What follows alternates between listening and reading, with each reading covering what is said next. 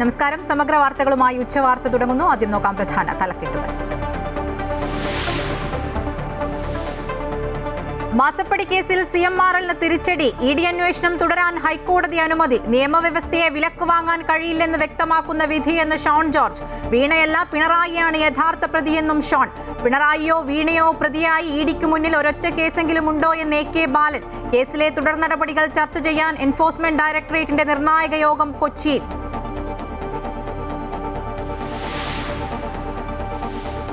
Tamil Nadu BJP മുൻ അധ്യക്ഷൻ K Annamalai party വിട്ടു. പുതിയ പാർട്ടി രൂപീകരിക്കുന്നുവെന്ന് അണ്ണാമലൈ. നല്ല മാറ്റം പ്രതീക്ഷിച്ച് BJPയിലെത്തിയെങ്കിലും ലക്ഷ്യത്തിലെത്താനായില്ലെന്ന് വിശദീകരണം.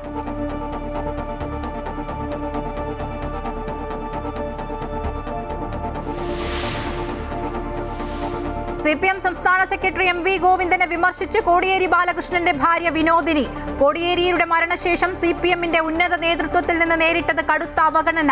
കേരളത്തിൽ പ്രധാന സ്ഥാനം വഹിക്കുന്ന PB അംഗത്തിൽ നിന്ന് നേരിട്ടതും വലിയ അവഗണനയെന്നും വിനോദിനി പച്ചക്കുതിരയിലെ ലേഖനത്തിൽ. തിരുവനന്തപുരത്ത് CPM സംസ്ഥാന സെക്രട്ടേറിയറ്റ് തുടരുന്നു.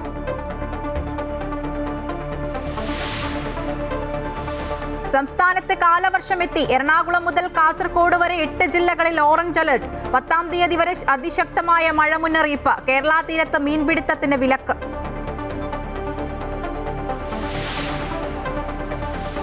സദ്ഗുരു ശ്രീ മാതാ അമൃതാനന്ദമയി ദേവിയെ സ്വീകരിക്കാൻ ഒരുങ്ങി എറണാകുളം. അമ്മ ഇന്നെത്തും. ഇടപ്പള്ളി ബ്രഹ്മസ്ഥാന മഹോത്സവം നാളെയും മറ്റന്നാളും.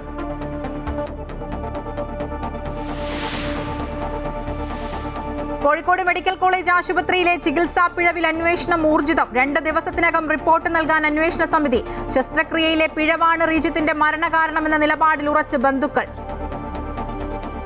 മാസപ്പടി കേസിൽ ED അന്വേഷണം തുടരാമെന്ന് ഹൈക്കോടതി. EDക്കെതിരെ CMRL നൽകിയ അപ്പീൽ ഹർജി ഹൈക്കോടതി ഡിവിഷൻ ബെഞ്ച് തള്ളി. സുപ്രീംകോടതിയെ സമീപിക്കാൻ സാവകാശം വേണമെന്നും അതുവരെ ഉത്തരവ് മരവിപ്പിക്കണമെന്നുള്ള CMRLന്റെ ആവശ്യവും കോടതി അനുവദിച്ചില്ല. മാസപ്പടി കേസിൽ പ്രതികരണവുമായി BJP നേതാവ് ഷോൺ ജോർജ്. ഇന്ത്യൻ നിയമവ്യവസ്ഥയെ വിലക്ക് വാങ്ങാൻ സാധിക്കില്ല എന്നതിന്റെ ഏറ്റവും വലിയ തെളിവാണ് ഇന്നത്തെ കോടതി വിധിയിലൂടെ പുറത്തു വന്നിരിക്കുന്നതെന്ന് ഷോൺ ജോർജ്.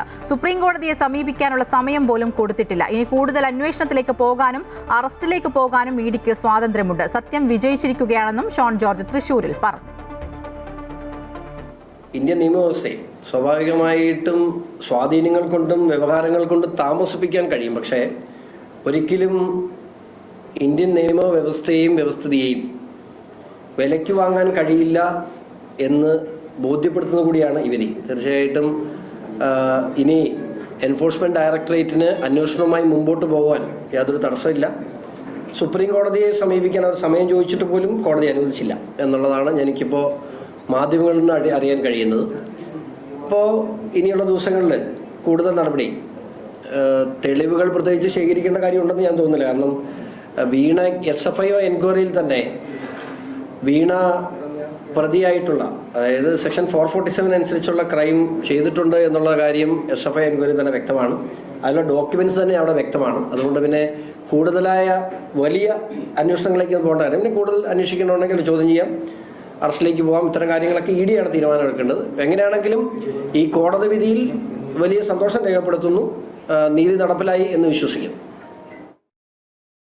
SFIO കേസിൽ അന്വേഷണം തടസ്സപ്പെടുത്താൻ കഴിഞ്ഞ LDF സർക്കാർ വലിയ നീക്കം നടത്തിയെന്ന് BJP മുൻ സംസ്ഥാന അധ്യക്ഷൻ K സുരേന്ദ്രൻ. UDF സർക്കാർ വന്നിട്ടും കാര്യങ്ങൾ അതേപടി നടക്കുന്നു. CMRLന്റെ നീക്കം കോടതിയിൽ പാളിയെന്നും K സുരേന്ദ്രൻ പറഞ്ഞു. നിയമസഭാ തെരഞ്ഞെടുപ്പിന്റെ പശ്ചാത്തലത്തിൽ EDക്ക് നീതി ലഭിച്ചിരുന്നില്ല. EDയുടെ പരിശോധനയ്ക്കിടെ അവർക്ക് സംരക്ഷണം നൽകാൻ പോലീസ് തയ്യാറായില്ലെന്നും ഉദ്യോഗസ്ഥർക്കെതിരെ ആസൂത്രിത ആക്രമണമാണ് നടന്നതെന്നും K സുരേന്ദ്രൻ പറഞ്ഞു. SFIO കേസിൽ കേസ് അന്വേഷണം തടസ്സപ്പെടുത്താൻ കഴിഞ്ഞ LDF ഗവൺമെൻറ്റിൻ്റെ കാലത്ത് വലിയ തോതിലുള്ള നീക്കങ്ങളുണ്ടായത് കേരളം കണ്ടതാണ്. നിയമത്തിൻ്റെ വഴിയിലും കായിക ബലം ഉപയോഗിച്ചും അധികാര ദുർവിനിയോഗം നടത്തിയും മുഖ്യമന്ത്രിയായിരുന്ന ശ്രീ പിണറായി വിജയനും അദ്ദേഹത്തിൻ്റെ കുടുംബാംഗങ്ങൾക്കുമെതിരെയുള്ള കേസുകളെല്ലാം തടസ്സപ്പെടുത്താനുള്ള വലിയ നീക്കങ്ങൾ ആ കാലത്ത് കേരളം വലിയ തോതിൽ ചർച്ച ചെയ്തതാണ്. എന്നാൽ ഗവൺമെൻറ് മാറി UDF സർക്കാർ അധികാരത്തിൽ വന്നിട്ടും കാര്യങ്ങൾ അതേപോലെ തന്നെ പോകുന്നു എന്നുള്ളതാണ് കാണുന്നത്. ഈ SFIO കേസ് ഹൈക്കോടതിയിൽ തടസ്സപ്പെടുത്തി കേസ് നീട്ടിക്കൊണ്ടുപോകാനുള്ള ശ്രമം ഇന്ന് വീണ്ടും പരാജയപ്പെട്ടിരിക്കുകയാണ്. ഇപ്പോൾ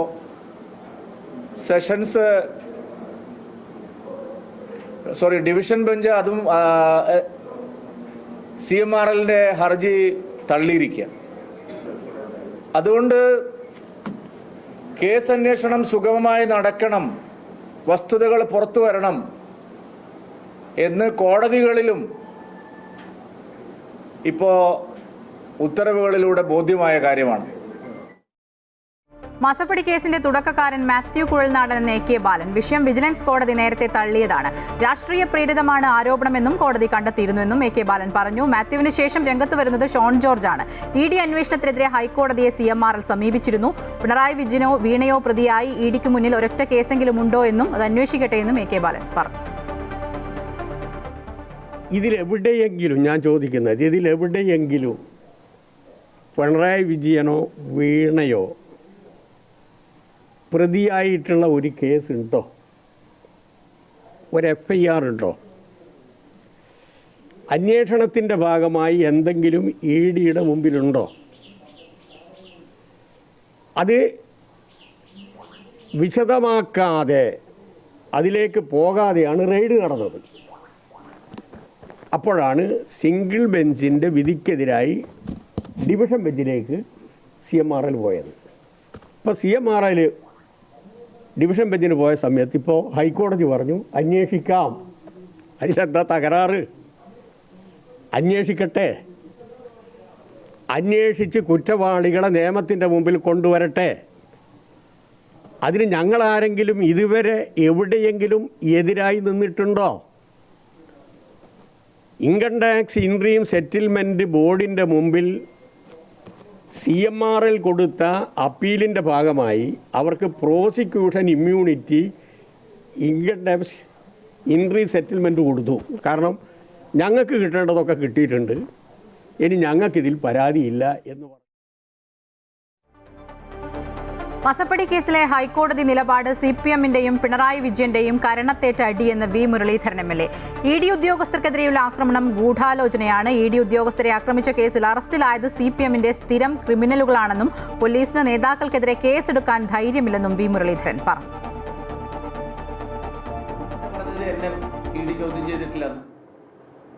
അതിനർത്ഥം ഈ കേസിൽ പിണറായി വിജയനെതിരായിട്ട് ഒരു നടപടി ഉണ്ടായിട്ടില്ല.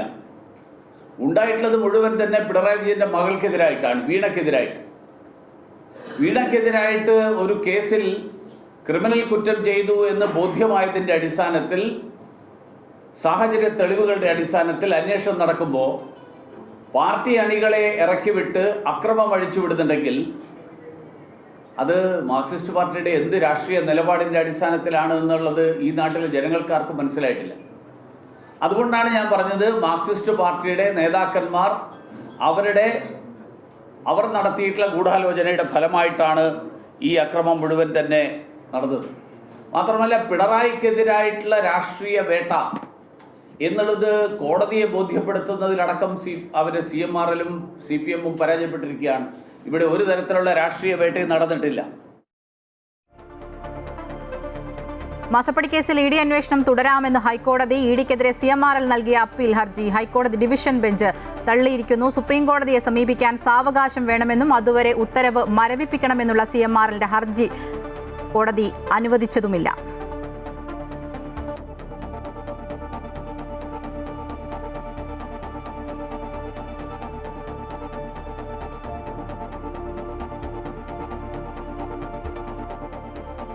അതേസമയം CMRL എക്സാലോജിക് സാമ്പത്തിക ഇടപാടുമായി ബന്ധപ്പെട്ട കേസിൽ നിർണായക നീക്കങ്ങളുമായി എൻഫോഴ്സ്മെന്റ് ഡയറക്ടറേറ്റ്.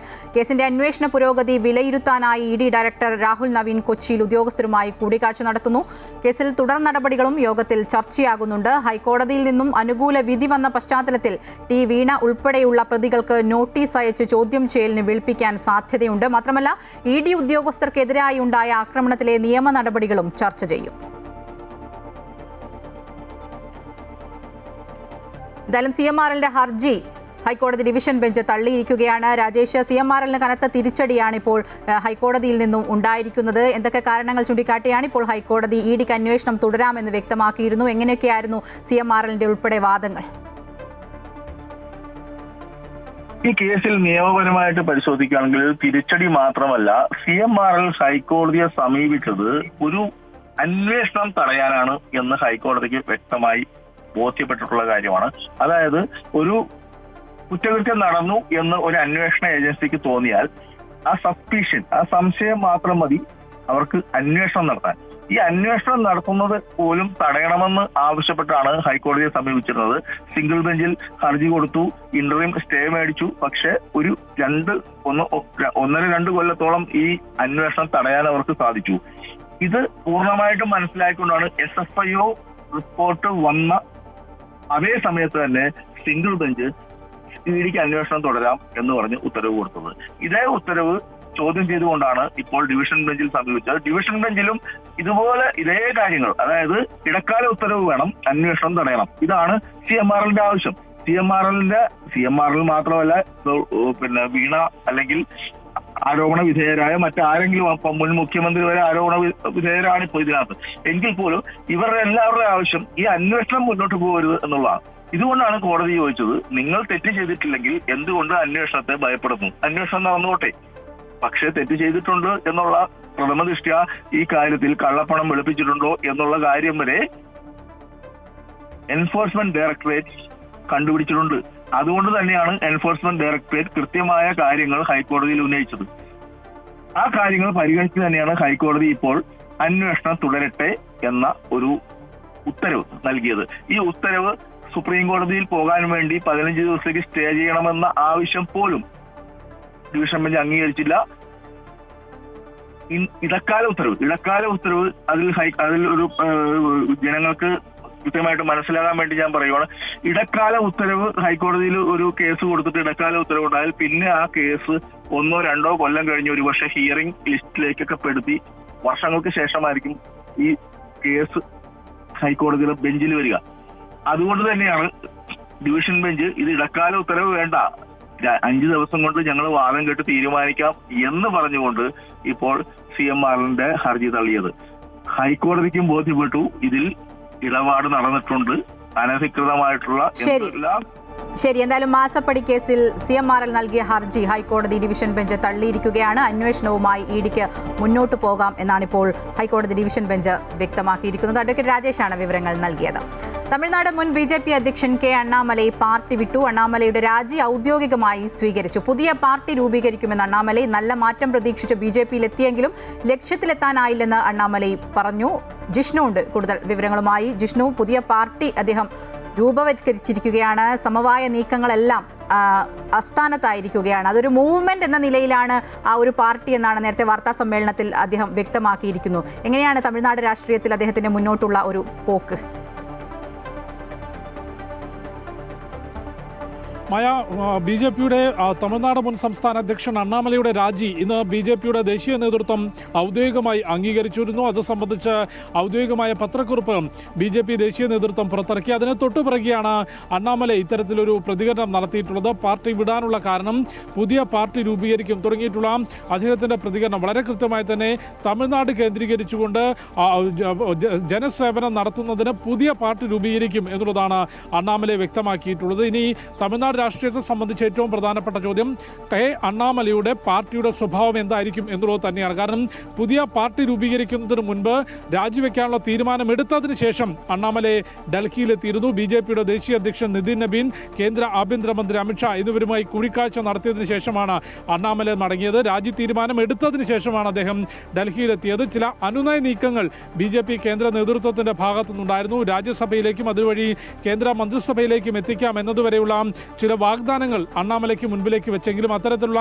അനുനയ നീക്കങ്ങളോട് താല്പര്യമില്ലാതെ പ്രതികരിക്കുകയും പുതിയൊരു പാർട്ടി രൂപീകരിച്ചുകൊണ്ട് തമിഴ്നാട്ടിൽ പുതിയൊരു പാർട്ടി ആവശ്യമാണ് എന്നാണ് അദ്ദേഹം അമിത്ഷാ ഉൾപ്പെടെയുള്ളവരോട് വ്യക്തമാക്കിയിട്ടുള്ളത്. BJPക്കൊപ്പം നിന്നുകൊണ്ട് അല്ലെങ്കിൽ AIADMK കൂട്ടുകെട്ടുമായി തമിഴ്നാട്ടിൽ മുൻപോട്ട് പോകാൻ കഴിയില്ല എന്ന ശക്തമായ നിലപാടാണ് അണ്ണാമലൈ സ്വീകരിച്ചത്. നേരത്തെ സംസ്ഥാന അധ്യക്ഷനായിരുന്നപ്പോഴും AIADMK ഒഴിവാക്കിക്കൊണ്ട് BJP ഒറ്റയ്ക്ക് മുൻപോട്ട് പോകണം എന്ന നിലപാടായിരുന്നു അണ്ണാമലയ്ക്കുള്ളത്. ആ നിലപാടിന് ഘടകവിരുദ്ധമായി ദേശീയ നേതൃത്വം തീരുമാനങ്ങൾ എടുക്കുകയും അണ്ണാമലയെ തലസ്ഥാനത്ത് നിന്ന് മാറ്റുകയും പുതിയ നേതൃത്വത്തെ തമിഴ്നാട്ടിൽ കൊണ്ടുവരികയും AIDMK-യുമായി സഖ്യം ചേർന്നുകൊണ്ട് നിയമസഭാ തെരഞ്ഞെടുപ്പിൽ മത്സരിച്ചതോടുകൂടിയാണ് അണ്ണാമലയെ പാർട്ടി വിടാനുള്ള തീരുമാനമെടുത്തത്. നിലവിലേതായാലും പുതിയ പാർട്ടി രൂപീകരിക്കുമെന്ന് വ്യക്തമാക്കി കഴിഞ്ഞിട്ടുണ്ട്. അത് BJP ഉൾപ്പെടെയുള്ള പ്രസ്ഥാനങ്ങളോട് ചേർന്ന് നിന്നുകൊണ്ട് അല്ലെങ്കിൽ അതിനോട് സഹകരിച്ചു പോകുന്ന ഒരു പാർട്ടി ആയിരിക്കുമോ, അതല്ലെങ്കിൽ നിലവിൽ തമിഴ്നാട്ടിൽ പരീക്ഷിച്ച് വിജയിച്ചതിന് സമാനമായി ഒറ്റയ്ക്ക് നിന്നുകൊണ്ട് പുതിയൊരു പാർട്ടി രൂപീകരിച്ച് മുൻപോട്ട് പോകാനാകുമോ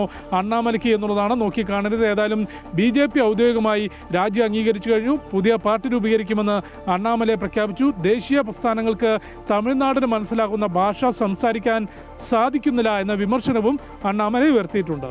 ശരി, എന്തായാലും BJP വിട്ട അണ്ണാമലൈ പുതിയ പാർട്ടി രൂപീകരിച്ചിരിക്കുകയാണ്. പടിപടിയായി തമിഴ്നാട് രാഷ്ട്രീയത്തിൽ നിർണായകമായ ഒരു ശക്തിയായി, സാധാരണക്കാരെ കൂടി ഉൾപ്പെടുത്തി നിർണായകമായ ഒരു ശക്തിയായി മാറാൻ തന്നെയാണ് അണ്ണാമലയുടെ തീരുമാനം. ജിഷ്ണു ആണ് വിവരങ്ങൾ നൽകിയത്.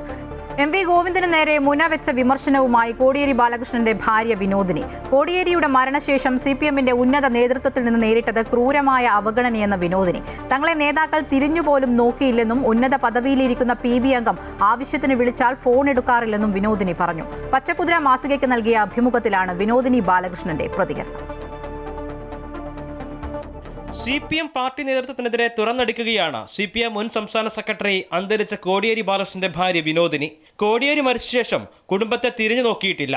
ഉന്നത സ്ഥാനത്തിരിക്കുന്ന PB അംഗത്തിൽ നിന്ന് നേരിട്ടത് ക്രൂരമായ അവഗണനയാണ്. കേരളത്തിൽ ഉന്നത സ്ഥാനം വഹിക്കുന്നയാളാണ് ആ അംഗം. ആവശ്യത്തിന് വിളിച്ചാൽ PB അംഗം ഫോൺ എടുക്കാറില്ല. 4 വർഷത്തിനിടെ ഒരിക്കൽ പോലും കുടുംബത്തിന്റെ സൗഖ്യം അന്വേഷിച്ചിട്ടില്ല. പേര് പറയാതെയാണ് ആരോപണം ഉന്നയിച്ചിരിക്കുന്നത്. ആ നേതാവ് പിണറായി വിജയൻ ആണോ എന്ന് അഭിമുഖത്തിൽ ചോദ്യമുണ്ട്. അത് പിണറായി വിജയൻ അല്ലെന്ന് അവർ അതിന് മറുപടിയും നൽകി. പിണറായിയെ വിളിച്ചാൽ ഫോൺ എടുക്കും, അല്ലെങ്കിൽ അദ്ദേഹം തിരിച്ചു വിളിക്കുമെന്നും വിനോദിനി പറഞ്ഞു. അതേസമയം ഈ വിഷയത്തെക്കുറിച്ച് കൂടുതൽ പ്രതികരിക്കാനില്ല എന്നും വിനോദിനി അഭിമുഖത്തിൽ പറയുന്നുണ്ട്. ബിനീഷ് കോടിയേരിയുടെ പാർട്ടി അംഗത്വം പുനഃസ്ഥാപിക്കാതിരുന്നതിലും നേതൃത്വം വിമർശനം ഏറ്റുവാങ്ങിയിരുന്നു. കേസിൽ നിന്നും ഒഴിവാക്കപ്പെട്ടതിന് ശേഷം 4 തവണ സംസ്ഥാന നേതൃത്വത്തിന് അപേക്ഷ നൽകിയെങ്കിലും അനുകൂല തീരുമാനങ്ങൾ ഉണ്ടായില്ല. ഒടുവിൽ പിണറായി വിജയൻ നേരിട്ടിടപെട്ടിട്ടാണ് ബിനീഷ് കോടിയേരിയുടെ പാർട്ടി അംഗത്വം പുനഃസ്ഥാപിച്ചത്. TK ഗോവിന്ദൻ കോടിയേരിയുടെ വീട്ടു സന്ദർശനം നടത്തിയ ഘട്ടത്തിലും പാർട്ടിയോടുള്ള നീരസം പ്രതികരണങ്ങളിൽ വ്യക്തമായിരുന്നു. അമൃത ന്യൂസ്, തിരുവനന്തപുരം. കോടിയേരിയുടെ ഭാര്യ വിനോദിനിയുടെ ആരോപണത്തെക്കുറിച്ച് തനിക്ക് അറിയില്ലെന്ന് EP ജയരാജൻ. താൻ ആരെയും അവഗണിക്കാറില്ല. ആരോപണത്തെക്കുറിച്ച് അവരോട് തന്നെ ചോദിക്കണമെന്നും EP പറഞ്ഞു. എനിക്കറിഞ്ഞൂടെ ഒന്നും അല്ല, ആരെയും അവഗണിക്കേണ്ട കാര്യം ഞങ്ങൾക്ക്. ഞാൻ ആരെയും അവഗണിക്കാറില്ല. അവരോട് ചോദിച്ചു നോക്ക്. ഞാനെന്ത് പറയാനാ? രാഷ്ട്രീയം ചോദിക്കില്ല അവർ തന്നെ. കോടിയേരിയുടെ കുടുംബത്തിന്റെ ആരോപണം തനിക്ക് അറിയില്ലെന്ന് LDF കൺവീനർ TP രാമകൃഷ്ണൻ. ഞങ്ങളുടെ മുന്നിൽ അങ്ങനെ ഒരു വിഷയം വന്നിട്ടില്ല. പരാതി ഉണ്ടെങ്കിൽ അത് പരിശോധിക്കും. കോടിയേരിയുടെ കുടുംബം CPM-ന്റെ ഭാഗമാണെന്നും TP രാമകൃഷ്ണൻ പറഞ്ഞു. എനിക്കറിയില്ല, അങ്ങനെ ഞങ്ങളുടെ മുമ്പിൽ അങ്ങനെ ഒരു വിഷയം വന്നിട്ടില്ല. വിഷയം വന്നെങ്കിലേ അത് പരിശോധിക്കാൻ കഴിയുള്ളൂ. അങ്ങനെ എന്തെങ്കിലും പോരായ്മ ആരുടെയും ഭാഗത്തും വന്നിട്ടുണ്ടോ എന്നുള്ളത് പരിശോധിക്കണമെന്നുണ്ടെങ്കിൽ എനിക്കറിയില്ല. കോടിയേരിയുടെ കുടുംബം CPM-ന്റെ ഭാഗമാണല്ലോ. ആ കുടുംബം CPM-ന്റെ ഭാഗമായിട്ട് തന്നെയാണ് നിൽക്കുന്നത്. എല്ലാ ഘട്ടങ്ങളിലും അവർ CPM-ന്റെ ഭാഗമായി തന്നെ തുടർന്നിട്ടുണ്ട്. അതുകൊണ്ട് അതിലൊന്നും വേറെ പ്രശ്നങ്ങളൊന്നുമില്ല. നിങ്ങളൊന്നും പ്രശ്നം ഉണ്ടാക്കാതിരുന്നാൽ മതി. LDF പ്രതിപക്ഷ ഉപനേതാവ് സ്ഥാനത്തിൽ തീരുമാനമെടുത്തിട്ടില്ലെന്ന് LDF convener TP Ramakrishnan. CPI ഒരു പുതിയ ആവശ്യം ഉന്നയിക്കുകയാണ് ചെയ്തത്. CPI-CPM ചർച്ചയിലൂടെ പ്രശ്നം പരിഹരിക്കാൻ സാധിക്കുമെന്നും TP രാമകൃഷ്ണൻ പറഞ്ഞു. ചർച്ച ഇനിയും ഉണ്ടാകും. സൗഹാർദ്ദമായ അന്തരീക്ഷം തന്നെയാണ് LDF-ലുള്ളതെന്നും അദ്ദേഹം പറഞ്ഞു. എനിക്കറിയില്ല, അങ്ങനെ ഞങ്ങളുടെ മുമ്പിൽ അങ്ങനെ ഒരു വിഷയം വന്നിട്ടില്ല. വിഷയം വന്നെങ്കിലേ അത് പരിശോധിക്കാൻ കഴിയുള്ളൂ. അങ്ങനെ എന്തെങ്കിലും പോരായ്മ. എറണാകുളം മലയിടം തുരുത്തിൽ ദളിത് കുടുംബങ്ങളെ കുടിയൊഴിപ്പിക്കാൻ സമയം നീട്ടി നൽകിയതോടെ സമവായ ചർച്ചകൾ സജീവമാകുന്നു. ജില്ലയുടെ ചുമതലയുള്ള മന്ത്രി റോജി എം ജോൺ ഇരു കൂട്ടരുമായി ചർച്ച നടത്തും. ഉച്ചയ്ക്ക് ശേഷമായിരിക്കും ചർച്ച. 8 കുടുംബങ്ങളെയും പുനരധിവസിപ്പിക്കും എന്നാണ് സർക്കാർ വാഗ്ദാനം. എന്നാൽ മറ്റൊരിടത്തേക്ക് പോകില്ലെന്നാണ് കുടുംബങ്ങളുടെ തീരുമാനം. ഇരു കൂട്ടരും നിലപാടുകളിൽ ഉറച്ചു നിൽക്കുകയാണെങ്കിൽ പ്രശ്നം കൂടുതൽ സങ്കീർണമാകും.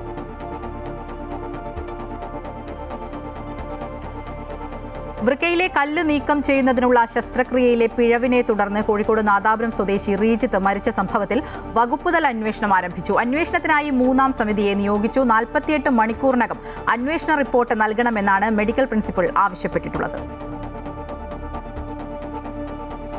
ആരോഗ്യമന്ത്രി K മുരളീധരന്റെ നിർദ്ദേശപ്രകാരമാണ് പ്രിൻസിപ്പൽ ഡോക്ടർ സജിത് കുമാർ നിയോഗിച്ച 3-അംഗ കമ്മിറ്റി അന്വേഷിക്കുന്നത്. Kozhikode medical college vice principal doctor Ranjini, surgery professor doctor Rajankumar, medicine വിഭാഗം പ്രൊഫസർ ഡോക്ടർ ഷാജിദ് സദാനന്ദൻ എന്നിവരാണ് അന്വേഷണ കമ്മീഷനിലുള്ളത്. 48 മണിക്കൂറിനകം അന്വേഷണം പൂർത്തീകരിച്ച് റിപ്പോർട്ട് നൽകാനാണ് നിർദ്ദേശിച്ചിട്ടുള്ളത്. അതേസമയം ഇന്ന് സർജറി വിഭാഗത്തിലെ ഡോക്ടർക്ക് ഡ്യൂട്ടിയുള്ളതിനാൽ അന്വേഷണം വൈകാനുമിടയുണ്ട്. ഏതായാലും തിങ്കളാഴ്ചയോടുകൂടി റിപ്പോർട്ട് കിട്ടുമെന്നാണ് പ്രതീക്ഷയെന്ന് പ്രിൻസിപ്പൽ ഡോക്ടർ സജിത് കുമാർ അമൃത ന്യൂസിനോട് പറഞ്ഞു. സംഭവവുമായി ബന്ധപ്പെട്ട് അസ്വാഭാവിക മരണത്തിന് മെഡിക്കൽ കോളേജ് പോലീസ് കേസെടുത്തിട്ടുണ്ട്. SI കിരണിന്റെ നേതൃത്വത്തിലുള്ള സംഘം ഇൻക്വസ്റ്റ് നടത്തിയ ശേഷമാണ് പോസ്റ്റ്മോർട്ടം നടപടികൾ പൂർത്തീകരിച്ചത്. പോസ്റ്റ്മോർട്ടം റിപ്പോർട്ട് ലഭിക്കുന്ന മുറയ്ക്കായിരിക്കും പോലീസിന്റെ അന്വേഷണം ആരംഭിക്കുക. ചികിത്സാ പിഴവിനെ തുടർന്ന് കോഴിക്കോട് മെഡിക്കൽ കോളേജിൽ റീജിത്ത് മരിക്കാനിടയായ സംഭവത്തിൽ മൃതദേഹം ഏറ്റുവാങ്ങാതെ മണിക്കൂറുകളോളം നീണ്ട പ്രതിഷേധത്തിനാണ് ആശുപത്രി വളവ് സാക്ഷിയായത്. അതേസമയം ആരോപണങ്ങൾ അവാസ്തവമാണെന്നും തെറ്റിദ്ധരിച്ചാണ് ബന്ധുക്കൾ ആരോപണം ഉന്നയിക്കുന്നത് എന്നുമാണ് യൂറോളജി വിഭാഗം ഡോക്ടർമാർ അറിയിച്ചത്. ക്രിയാറ്റിൻ വളരെ അധികം കൂടുതലുള്ള ഹൈറിസ്ക് അവസ്ഥയിലൂടെ കടന്നുപോകുന്ന രോഗിയായിരുന്നു റീജിത്തെന്നും ഡോക്ടർമാർ അറിയിച്ചിരുന്നു. പഴുപ്പ് നീക്കം ചെയ്യാനുള്ള കീഹോൾ ശസ്ത്രക്രിയയെ തെറ്റിദ്ധരിച്ചതാണെന്നും ഡോക്ടർമാർ പറഞ്ഞിരുന്നു. അമൃത ന്യൂസ്, കോഴിക്കോട്.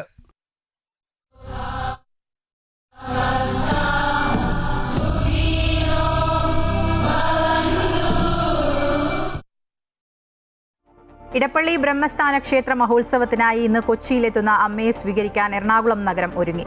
ഭക്തർക്കായി വിപുലമായ സൗകര്യങ്ങളാണ് ഒരുക്കിയിരിക്കുന്നത്. നമ്മുടെ ഉള്ളിലെ നന്മകളെ ഉണർത്താനുള്ള അവസരമാണ് ബ്രഹ്മസ്ഥാന മഹോത്സവമെന്ന് മാതാ അമൃതാനന്ദമയി മഠം ജനറൽ സെക്രട്ടറി സ്വാമി പൂർണ്ണാമൃതാനന്ദപുരി പറഞ്ഞു. 6 വർഷത്തിന് ശേഷം എറണാകുളം ഇടപ്പള്ളി ബ്രഹ്മസ്ഥാനത്തെത്തുന്ന സദ്ഗുരു ശ്രീ മാതാ അമൃതാനന്ദമയി ദേവിയെ സ്വീകരിക്കാനുള്ള ഒരുക്കങ്ങൾ എല്ലാം പൂർത്തിയായി. പന്തല്, അതേപോലെ തന്നെ പൂജ ചെയ്യാനുള്ള സംവിധാനങ്ങൾ, പൂജയ്ക്കുള്ള കലശക്കുടങ്ങൾ എല്ലാം റെഡിയായി കഴിഞ്ഞു. പിന്നെ കൾച്ചറൽ പ്രോഗ്രാമിനുള്ള കുട്ടികളുടെ പരിശീലനം നടന്നുകൊണ്ടിരിക്കുന്നു.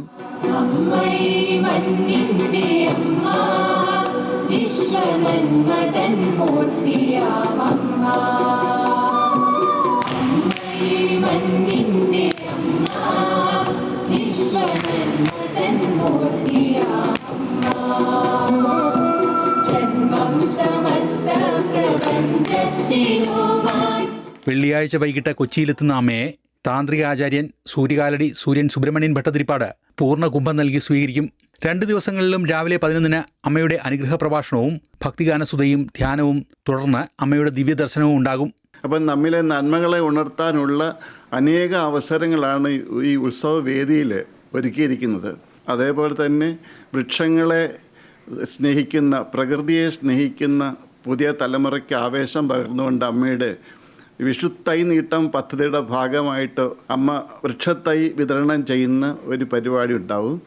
അതേപോലെ സമൂഹാർച്ചന, അന്തരീക്ഷത്തിൻ്റെ മലിനമായ ചിന്തകളെ ശുദ്ധീകരിക്കാൻ പറ്റുന്ന രീതിയിലുള്ള മന്ത്രോച്ചാരണത്തോടു കൂടിയ കോടിയർച്ചന, അതിനുള്ള തയ്യാറെടുപ്പും എല്ലാം ഏകദേശം പൂർത്തിയായി കഴിഞ്ഞു. ഭക്തർക്കും നിരീശ്വരവാദിക്കും ഒരുപോലെ ഉൾക്കൊള്ളാൻ കഴിയുന്ന ചിന്തകളാണ് അമ്മയുടെ സങ്കല്പം മുന്നോട്ട് വെക്കുന്നതെന്ന് സ്വാമി പൂർണ്ണാമൃതാനന്ദപുരി പറഞ്ഞു. ബ്രഹ്മസ്ഥാന ക്ഷേത്രത്തെ മഹോത്സവത്തിനുള്ള പ്രത്യേകത എന്ന് പറഞ്ഞു കഴിഞ്ഞാൽ നിരീശ്വരവാദിക്ക് പോലും അതിനകത്ത് പങ്കെടുക്കാൻ സാധിക്കുന്ന വിധത്തിലുള്ള സമ്പ്രദായങ്ങളാണുള്ളത്. അപ്പോൾ ഇവിടെ രൂപസങ്കല്പത്തിലുള്ള ആളുകൾക്ക് ബ്രഹ്മസ്ഥാന പ്രതിഷ്ഠ ശിവകുടുംബമാണ്. നിരീശ്വരവാദിക്കാണെങ്കിൽ പ്രപഞ്ചം മുഴുവനും നിറഞ്ഞിരിക്കുന്ന ശക്തിയെ നമുക്ക് നിഷേധിക്കാൻ സാധിക്കില്ല.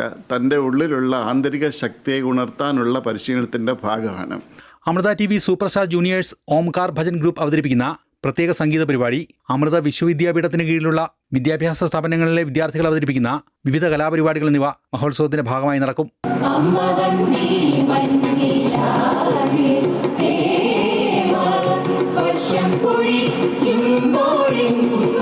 അമൃത ന്യൂസ്, കൊച്ചി. കാലവർഷം എത്തിയതോടെ സംസ്ഥാനത്ത് മഴ ശക്തമാകുന്നു. 8 ജില്ലകളിൽ ഇന്ന് ഓറഞ്ച് അലർട്ട് പ്രഖ്യാപിച്ചു. എറണാകുളം, തൃശൂർ, പാലക്കാട്, മലപ്പുറം, കോഴിക്കോട്, വയനാട്, കണ്ണൂർ, കാസർഗോഡ് വരെയുള്ള ജില്ലകളിലാണ് ഓറഞ്ച് അലർട്ട്. തിരുവനന്തപുരം മുതൽ ഇടുക്കി വരെയുള്ള ജില്ലകളിൽ യെല്ലോ അലർട്ടാണ്. 10-ാം തീയതി വരെ അതിശക്തമായ മഴ മുന്നറിയിപ്പുണ്ട്. കേരള തീരത്ത് മീൻപിടുത്തത്തിന് വിലക്ക് ഏർപ്പെടുത്തി. ശനിയാഴ്ച 11 ജില്ലകളിലാണ് ഓറഞ്ച് അലർട്ട്.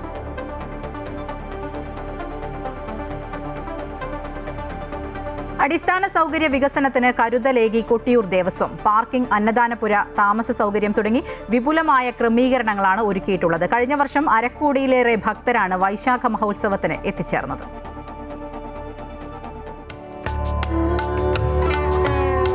ദക്ഷിണ കാശി എന്നറിയപ്പെടുന്ന കൊട്ടിയൂരിൽ കഴിഞ്ഞ വർഷങ്ങളിൽ കനത്ത ഭക്തജനത്തിരക്കാണ് ഉണ്ടായത്.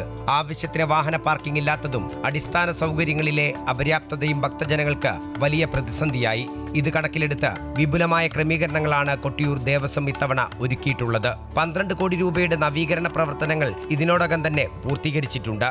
വാവലിപ്പുഴയ്ക്ക് കുറുകെ മന്നഞ്ചേരിയിൽ നമ്മളൊരു സ്റ്റീൽ പാലം പണിത് ഭക്തജനങ്ങളുടെ പ്രയാണം സുഗമമാക്കി. ഭക്തജനങ്ങൾക്ക് വാഹനം പാർക്ക് ചെയ്യാൻ വേണ്ടി ക്ഷേത്രത്തിൻ്റെ കിഴക്കേ നടയിലും അതേപോലെ പടിഞ്ഞാറേ നടയിലും റോഡിന് സമീപത്തായി ദേവസ്വം സ്ഥലങ്ങൾ വിലക്ക് വാങ്ങി അത് വാഹനങ്ങൾക്ക് പാർക്ക് ചെയ്യാൻ വേണ്ടി തുറന്നു കൊടുക്കുകയും ചെയ്തിട്ടുണ്ട്. ആയിരക്കണക്കിന് ഭക്തജനങ്ങൾ ഒരുമിച്ച് വന്നാലും അന്നപ്രസാദം സ്വീകരിച്ച് ഇവിടെ നിന്ന് എളുപ്പം മടങ്ങാൻ വേണ്ടി ഒരു വിശാലമായ ഒരു അന്നദാനശാല അക്കരെ ക്ഷേത്ര സന്നിധിയിൽ പണി കഴിപ്പിച്ചിട്ടുണ്ട്. ക്ഷേത്രത്തിൽ എത്തിച്ചേർന്ന മുഴുവൻ ഭക്തജനങ്ങൾക്കും ക്യൂ ബാരിക്കേഡ് നിന്ന് മഴ നനയാതെ ക്യൂ ബാരിക്കേഡിനുള്ളിൽ നിന്ന് കൊണ്ട് ക്ഷേത്ര ദർശനം നടത്താനും അതേപോലെ അവർ നിൽക്കുന്ന പ്രതലം കരിങ്കൽ പാളി വിരിച്ച് ക്രമീകരിക്കാനും കഴിഞ്ഞിട്ടുണ്ട്. പാലങ്ങൾ, പാർക്കിംഗ് സൗകര്യം, അന്നദാനശാല, കരിങ്കൽ പാകിയുള്ള നവീകരണ പ്രവർത്തനങ്ങൾ എന്നിവയ്ക്കാണ് മുൻഗണന നൽകിയത്. ഭക്തജന പ്രവാഹം കണക്കിലെടുത്ത് 24 മണിക്കൂറും ഡോക്ടർമാരുടെ സേവനവും കൊട്ടിയൂർ ദേവസ്വം ഒരുക്കിയിട്ടുണ്ട്. അമൃത ന്യൂസ്, കണ്ണൂർ. ഈ റിപ്പോർട്ടോടെ ഉച്ചവാർത്ത പൂർണ്ണമാകുന്നു. കൂടുതൽ വാർത്തകൾക്കായി അമൃത ന്യൂസ് യൂട്യൂബ് ചാനൽ കാണുക.